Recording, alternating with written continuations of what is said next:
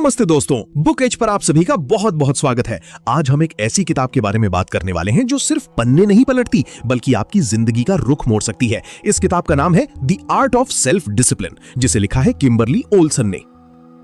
अक्सर हम सोचते हैं कि कामयाब लोग कुछ अलग मिट्टी के बने होते हैं, लेकिन सच तो यह है कि उनके पास बस एक जादुई चाबी होती है जिसे सेल्फ डिसिप्लिन कहते हैं। चलिए आज राघव की कहानी के जरिए इस किताब के गहरे राज खोलते हैं। अध्याय 1, आलस का जाल और वो जादुई किताब। राघव एक ऐसा लड़का जिसके सपने तो आसमान छूते थे, लेकिन उसके पैर हमेशा बिस्तर की चादर में उलझे रहते थे। उसके कमरे की दीवारें उन अधूरे प्रोजेक्ट से भरी थीं जिन्हें उसने कभी बड़े जोश के साथ शुरू किया था।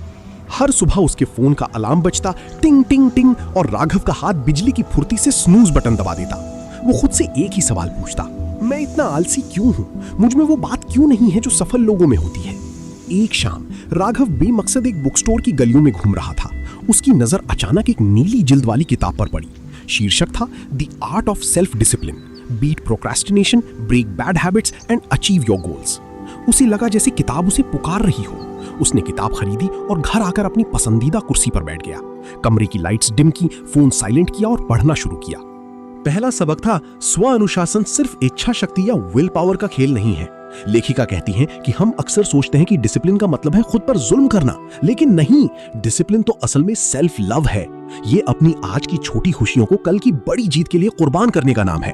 राघव को अपनी स्कूल की याद आई जब वो ब्रिलियंट था। फिर कॉलेज के वो साल याद आए जब सोशल मीडिया की अनंत स्क्रॉलिंग ने उसकी एकाग्रता छीन ली थी। किताब में लिखा था, पहचानो उन बाधाओं को जो तुम्हें रोक रही हैं। राघव ने गौर किया कि उसकी सबसे बड़ी बाधा फेल होने का डर था। वो कुछ शुरू ही नहीं करता था क्योंकि उसे लगता था कि अगर सफल नहीं हुआ तो लोग क्या कहेंगे। किताब ने उसे सिखाया कि फेल होना जिंदगी का अंत नहीं बल्कि सीखने का एक हिस्सा है। उस रात राघव एक नई सोच के साथ सोया।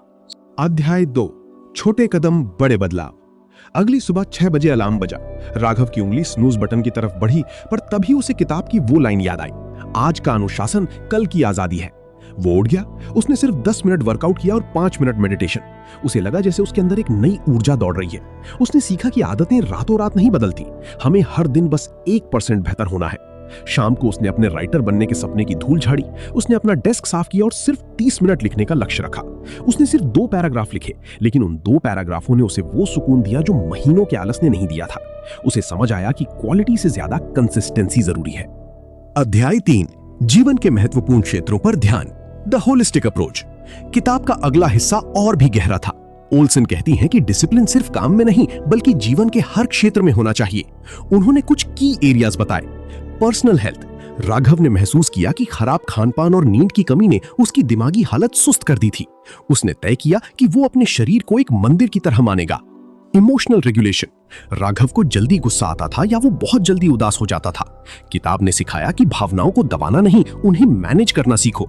उसने जर्नलिंग शुरू की, यानी अपने मन की बातें कागज पर उतारना। Time management.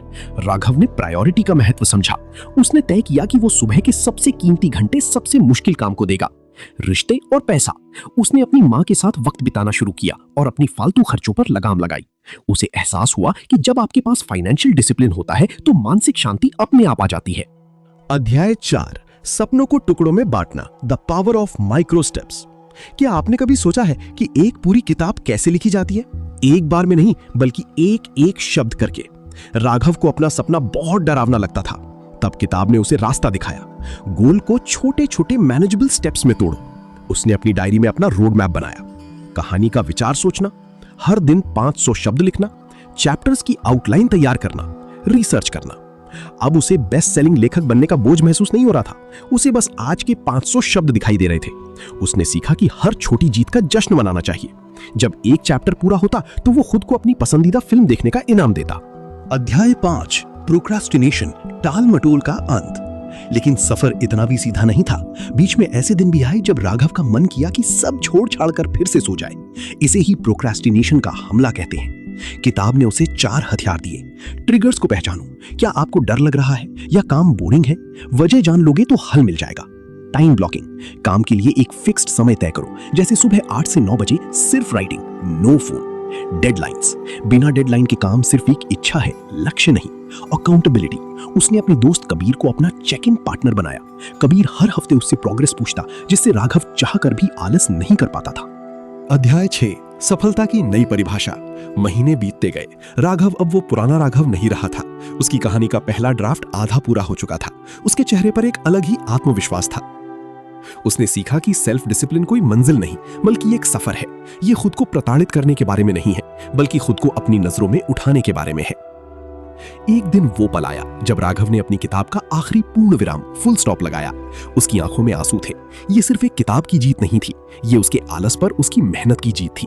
उसकी किताब पब्लिश हुई और देखते ही देखते लोगों के दिलों तक पहुंच गई। राघव आज एक सफल लेखक है, लेकिन वो आज भी सुबह 6 बजे उठता है। वो आज भी जर्नलिंग करता है, क्योंकि उसने सीख लिया है कि अनुशासन ही वो पुल है जो आपके सपनों और आपकी हकीकत को जोड़ता है। तो दोस्तों, राघव की ये कहानी और किम्बर्ली ओल्सन की ये किताब हमें बस एक ही बात सिखाती है, शुरुआत कीजिए, चाहे वो छोटा सा कदम ही क्यों ना हो। अगर आप आज 10 मिनट पढ़ सकते हैं तो पढ़िए। अगर आप आज सिर्फ एक ईमेल लिख सकते हैं तो लिखिए। कल की चिंता छोड़िए, बस आज के अनुशासन पर ध्यान दीजिए। अगर आपको हमारी ये लंबी और दिल को छू लेने वाली समरी पसंद आई है तो बुक एज हिंदी को सब्सक्राइब जरूर करें। हमें आपकी सपोर्ट की जरूरत है ताकि हम ऐसी और भी बेहतरीन किताबें आप तक पहुंचा सकें। याद रखिए, आपके अंदर एक विजेता छिपा है, बस उसे थोड़ी सी डिसिप्लिन की जरूरत है। मिलते हैं अगली बुक समरी में, तब तक के लिए पढ़ते रहिए और आगे बढ़ते रहिए। धन्यवाद।